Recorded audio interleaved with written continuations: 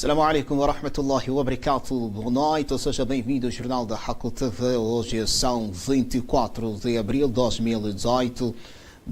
Estamos no calendário islâmico, oitavo mês Sha'ban, 1439. Está a principiar o Jornal da Haku TV. Bem-vindo. Vamos às notícias.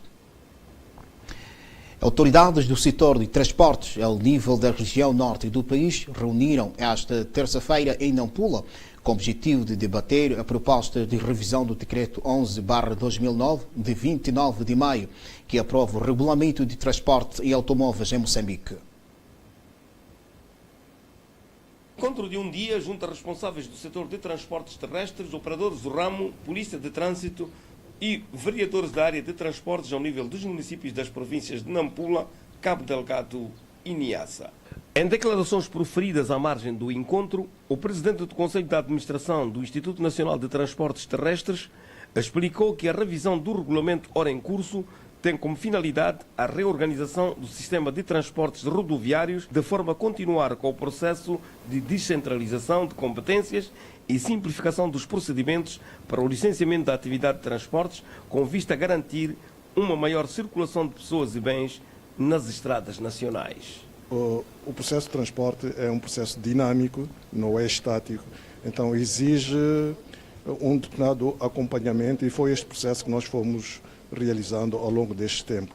Então, envolvidos 9 anos, concluiu-se que já era tempo, chegado o momento de se fazerem algumas mexidas de modo a permitir que os operadores tenham mais espaço de ação, portanto, se sintam servidos, portanto, que o instrumento vá ao encontro daquilo que são as aspirações dos operadores.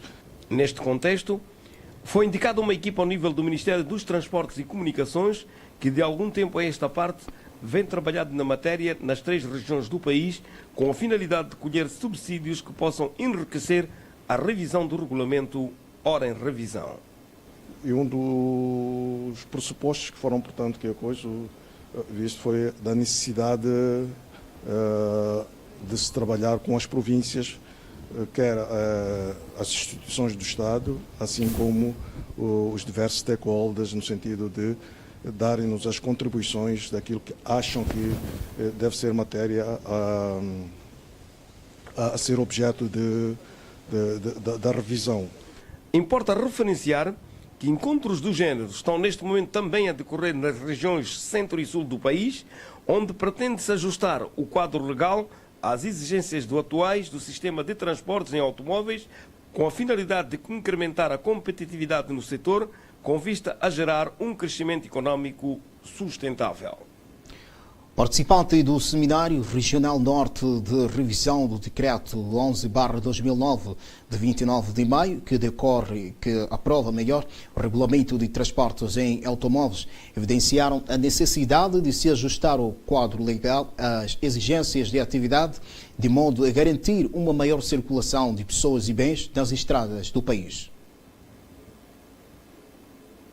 Acho que o regulamento vai de fato trazer mais-valia em relação à nossa província, reparando para o período, por exemplo, da proposta de validade das licenças de mercadoria, que ia até aos 5 anos. Em algum momento as viaturas encontravam-se no estado obsoleto, ainda continuavam, tendo em conta as vias em que algumas viaturas passam. E essa uniformização vai trazer a redução do tempo e poderá nos permitir que haja mais controle nos meios de transporte que circulam ao nível da província, garantindo, de certa maneira, a redução dos acidentes. O objetivo principal é adequar a realidade. Estamos a falar que a província de Niassa não só tem as suas especificações técnicas, estamos a falar, temos algumas situações de vias de acesso, temos uma situação que os nossos transportadores, por cada das vias, às vezes, têm algumas inquietações. Então, com este novo regulamento, está acautelado todas essas preocupações. O novo regulamento de transporte automóvel já esclarece ou já dá mais clareza à intervenção dos distritos nesta área de organização do transporte a nível local. O Serviço Nacional de Imigração em Nampula recusou a entrada de 9 cidadãos estrangeiros que pretendiam entrar em Moçambique através do Aeroporto Internacional de Nampula. Os cidadãos de origem bengal foram interpelados no último sábado e são supostamente acusados de portarem nos seus passaportes vistos de entrada falsos emitidos para a Embaixada Moçambicana na Indonésia, capital de Jakarta.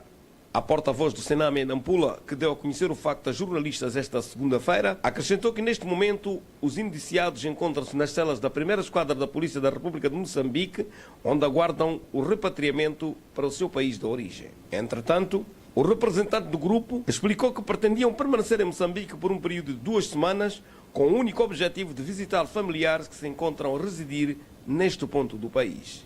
I'm from Bangladesh and my father is working for the government, so I make visa here in Mozambique just to see how is Mozambique. Por outro lado, e no quadro das suas atividades de fiscalização, o Serviço Nacional de Migração em Nampula realizou durante a semana passada 3 inspeções rotineiras que culminaram com a interpelação de 72 indivíduos de várias nacionalidades. Neste âmbito foram registradas 6 infrações migratórias sobre as quais foram lavradas 6 contra 6 autos de notícia do igual período em análise. E como consequência foi retido um cidadão de nacionalidade maliana por imigração clandestina. Dizer também que nesta semana repatriamos um cidadão de nacionalidade tanzaniana por falta de meio de subsistência.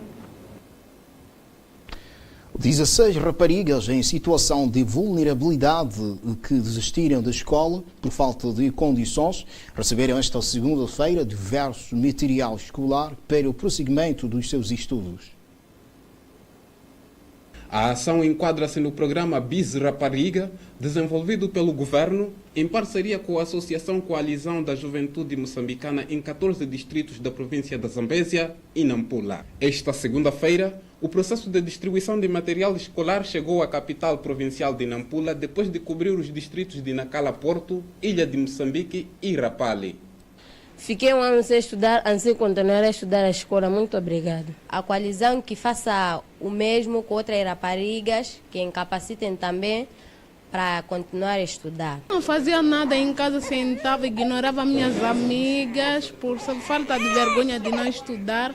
Mas eu agradeço porque já me deram um material escolar e antes posso voltar a estudar. A escola secundária de Napipim foi o local que acolheu a cerimônia de entrega do referido material. Quero nos salutar para a melhoria da qualidade de ensino. E isso está associado também com as organizações sociais. Neste caso, hoje estamos a testemunhar a Associação Coalizão. Significa o objetivo do governo é empoderamento da rapariga. Significa uma mulher escolarizada. Significa, neste contexto, estamos a lutar para a melhoria das condições desta rapariga.